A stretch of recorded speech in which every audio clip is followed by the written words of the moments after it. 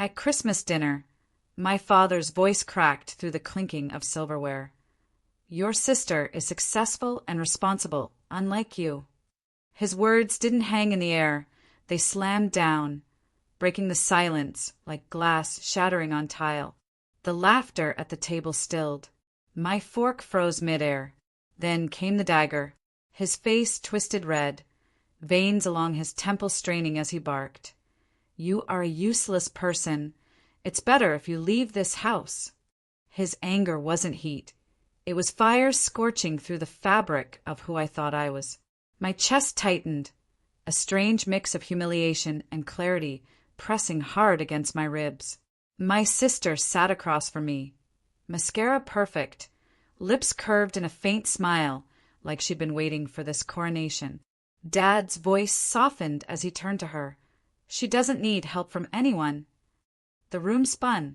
My hands trembled beneath the tablecloth, and for a moment I almost swallowed it all, almost let their words calcify inside me like every other holiday humiliation. But something different pulsed through me tonight. I set down my glass, looked straight at my father, and let my voice cut through the heavy air. Perfect. My $3,500 monthly transfers end today. The words landed like thunder in a silent valley. My sister's smug smile faltered, her face draining of color. The golden child, the flawless one, the one who never needed help, snapped her head toward me with wide eyes. Panic flashed quick across her expression before she masked it with a forced laugh. Mom shifted uncomfortably, stabbing at her potatoes like they held answers. Dad blinked, his fury colliding with confusion, like he'd forgotten the quiet financial backbone I had been for years. I leaned back in my chair, letting the weight of their betrayal settle into something sharp, something I could finally use. My hands stopped shaking. My breath steadied.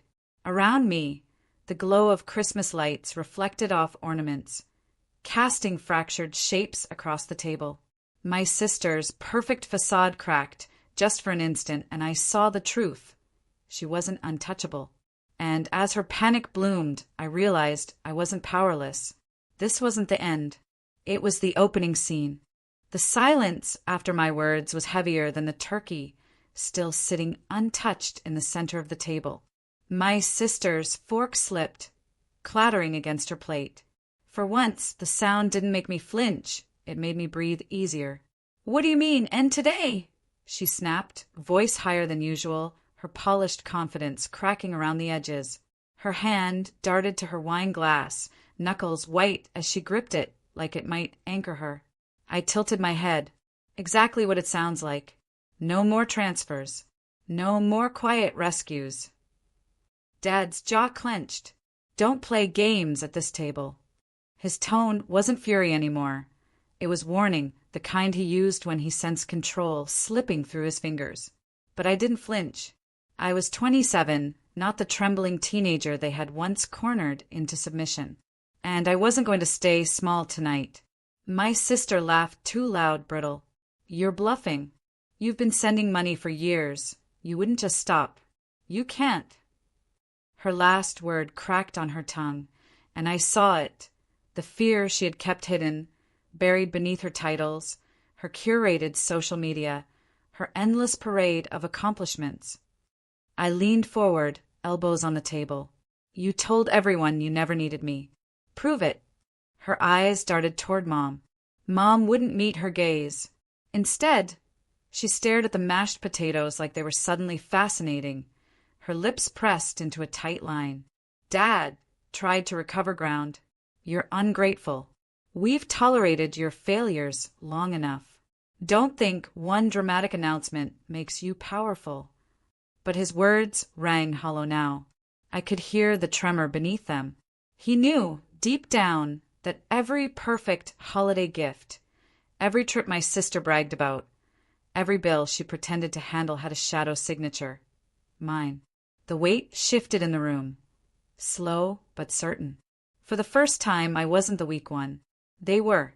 My sister's voice came softer this time, almost a whisper. You wouldn't really do this to me." And that was when I realized she wasn't angry. She was scared. Christmas lights twinkled across her face, but the panic in her eyes was raw, human, unvarnished. I leaned back, finally letting a small smile play at my lips. Merry Christmas. The storm had only just begun. The dishes sat cooling between us, untouched, but the heat in the room only grew thicker. My sister's hand trembled as she set her glass down, the faint clink betraying her loss of composure. Dad tried again, his voice lowered this time, laced with authority. Don't be ridiculous. You can't just cut off family. I turned to him slowly. Funny. I thought that's what you told me to do. Leave this house. Be gone. Useless. For once he had no retort. His face stiffened, like he'd been caught rehearsing a script that suddenly stopped making sense. Mom finally looked up, her voice thin, almost pleading. Sweetheart, you don't mean it. It's just a holiday argument. You've always been generous. Your sister. She depends on you more than you realize. There it was. The truth they'd all been dancing around, wrapped in tinsel and fake smiles. Dependence. Not responsibility. Not independence. She had built her glittering throne on my silent sacrifices, and they knew it. My sister's facade cracked wider. This isn't fair. You can't embarrass me like this in front of them. You know I've got things lined up. I've got projects. I've got bills. Stop acting like you're the hero. Her voice rose with every word until it quivered, brittle and sharp. I set my napkin on the table, deliberate, calm. If you can't stand without me, maybe you're not as successful as Dad says. The chandelier lights gleamed on her tear-glossed eyes. She hated me more in that moment than ever before. But it wasn't hate rooted in power, it was panic. Dad slammed his fist on the table, rattling the silverware. Enough! We won't let you shame this family in our own home. The word shame burned in my ears. That was always their weapon. Make me feel like the outsider. Make me feel small. But tonight, I realized the shame wasn't mine. I stood my chair, scraping back. The motion made every head at the table snap toward me. You've mistaken my silence for weakness, I said, my voice steady, even cold. But tonight, I'm done being the shadow behind your golden child. My sister's lips parted, searching for words. Nothing came out. I walked away from the table, but this wasn't retreat. It was the start of a war they never saw coming. The cold air outside the dining room hit me like freedom. I could still hear the muffled sounds of raised voices behind me, Dad's bark and my sister's desperate protests blending into an ugly chorus. For years, I'd walked away from those sounds with my head down. Tonight, I walked taller, but the silence didn't last long. My sister burst through the door, her heels clacking across the hardwood as she chased me into the hallway. Her face was pale, streaked with smudged mascara, her perfect holiday glow stripped away. You can't just walk out and leave me with nothing, she hissed, voice cracking. What will people think when they find out? I turned, steady. What people think doesn't pay your bills. I did. For years. Quietly. And you never once said thank you. Her lip trembled. If you stop now, everything falls apart. My apartment, my car, my credit cards, everything. For a heartbeat, I almost pitied her. Almost. But then I remembered every holiday where she basked in the spotlight, every dinner where I was the punchline, every time she let Mom and Dad use me as the cautionary tale while she sat there, smug, never correcting them. Then let it fall apart, I said softly. You told everyone you didn't need me. Time to prove it. She reached out, grabbing my wrist with a strength that surprised me. Don't do this. I'll tell them everything. I'll tell Dad. He'll. I pulled free. Tell him what? That the daughter he worships has been secretly funded by the one he calls useless. The words landed like a slap. She flinched, her eyes filled with something raw, terror, not anger. She knew if the truth came out, her golden facade would shatter beyond repair. Behind her, Dad's voice boomed from the dining room. Both of you get back here. But she didn't move. She just stared at me, breathing hard, mascara streaking down her cheeks.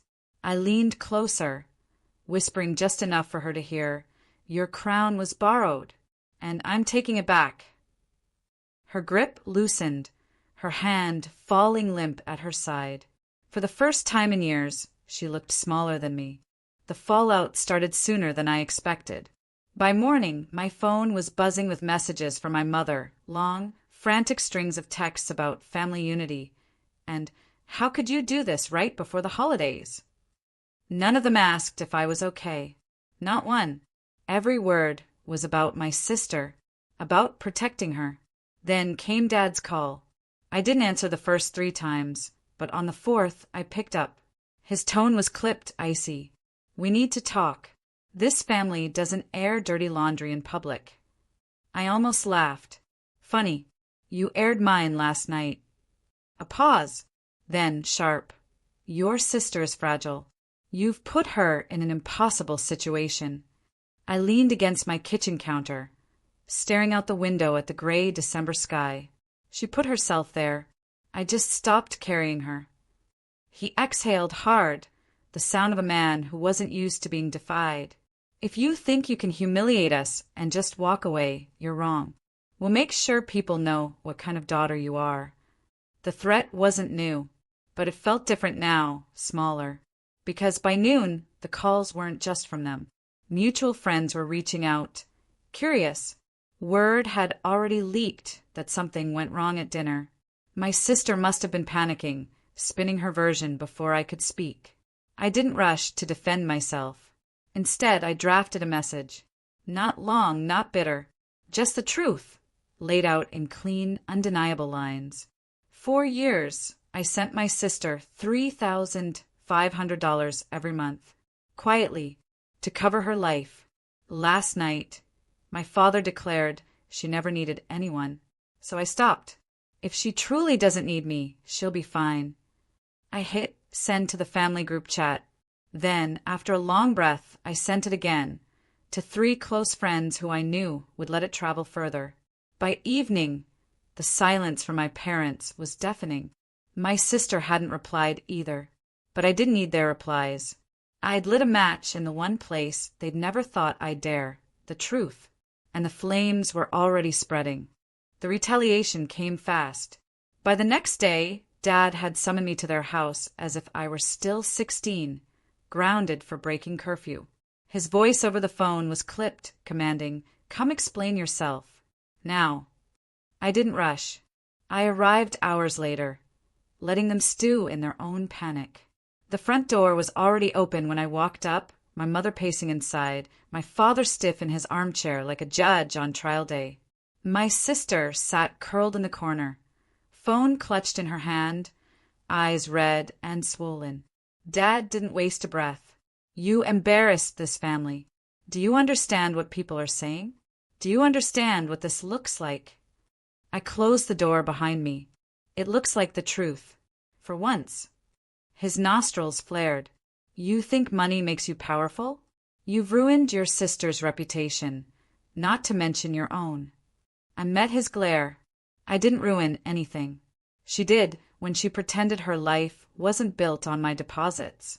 You just helped her believe the lie. My sister finally spoke, voice ragged. "Please, just fix this. Send the transfers again. Dad's right, this is humiliating. If people find out I can't cover my own life." Her desperation was almost unrecognizable. The polished, perfect sister had crumbled into someone begging, clinging. Mom tried to mediate, her voice breaking. "Sweetheart, be reasonable. Families support each other. You've always done it quietly. Why change now?" I stepped closer to the table, my words deliberate, because I realize support without respect is slavery, and I'm done being your servant. The room froze. Dad's fist slammed the armrest. "If you walk away from us now, don't come back. Don't expect anything from this family ever again." The ultimatum, the line they thought would break me, but something inside me steadied. "I never expected anything from you. That's why you never had power over me." For the first time, Dad faltered. His mouth opened, but no words came. My sister lowered her head into her hands, shoulders shaking. Mom's eyes brimmed with tears she wouldn't let fall. I turned toward the door. My decision was already made. Walking away wasn't loss anymore. It was freedom. The collapse didn't come as a scream. It came as a whisper. 2 days after that confrontation, I got a call from a family friend, a woman who'd always hovered at the edges of our gatherings, kind but observant. Her voice was low, careful. "Your sister's been asking around for loans. She's desperate. Word's getting out." I thanked her, hung up, and sat still for a long while. My chest didn't feel heavy anymore. It felt light, almost weightless, like I'd finally set down a burden I'd carried too long. By the weekend, the ripple had become a wave. Cousins who once ignored me started sending cautious texts. Old friends forwarded screenshots of my sister's frantic messages. She'd been exposed, not by my hands, but by her own. My parents tried damage control, of course. Mom called late one night, her voice cracked and tired. "Please, just one more transfer. Quietly. No one has to know." I let the silence stretch until it hurt. Then I answered, calm as ever. "No." The word was small, but it was final. Dad's attempt came next, an email this time, stiff and formal. He accused me of betrayal, of abandoning family in their time of need. He even threatened legal action, as though he could twist morality into law. But he didn't realize I'd kept every receipt, every transfer, every message where they'd begged for my silence. His threats were hollow, and slowly it dawned on me. They had nothing left to wield against me. On Sunday morning, I passed their house out of habit. The blinds were shut tight. No cars in the driveway. The silence of that place was louder than any insult my father had ever thrown at me. Inside me, something unlatched. A chain snapping, link by link. I wasn't angry anymore. I wasn't grieving either. I was free. The golden child's crown had slipped. My parents' authority had fractured. And me? I finally stood on my own ground without apology. As I turned back toward my own home, I knew this wasn't just an ending. It was the final rehearsal before closure. Closure came quietly, not with a fight, not with a final scream, but with a peace I hadn't felt in years. A week later, I sat in my new apartment. The lease had my name alone.